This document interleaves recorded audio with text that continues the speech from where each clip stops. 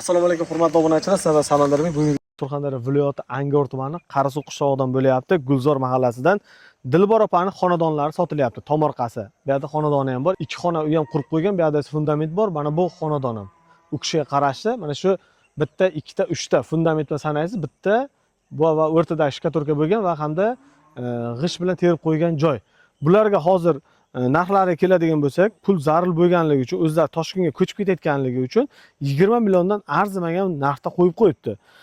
Uyini oldiga keladigan bo'lsak, suv bor, ariqda suv oqib keladi, ichimlik suvi bor, svit bor, lekin gaz yo'q. Qishloqda joylashganligi uchun.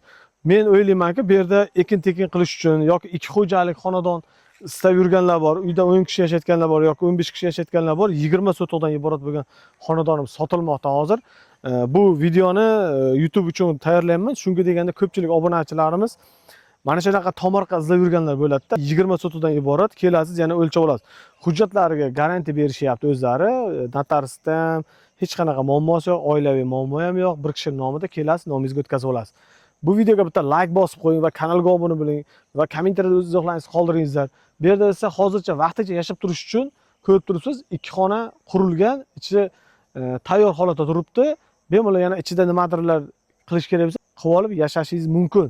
Svitlar hamma narsa kelgan, faqat xonadonda kimdir yashasa, o'sha svitni elektrisidan gaplashib o'tkazib olishingiz mumkin.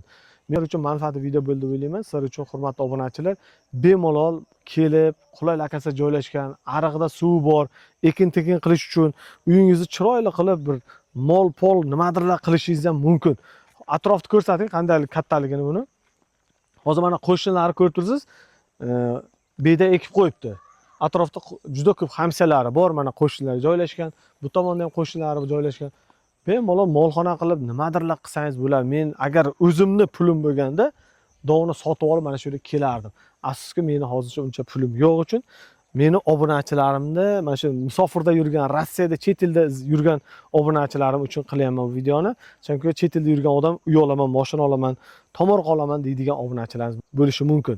Bemalol murojaat qiling va ekranga chiqarib qo'ying telefon raqam, murojaat qilib sotib olishingiz mumkin.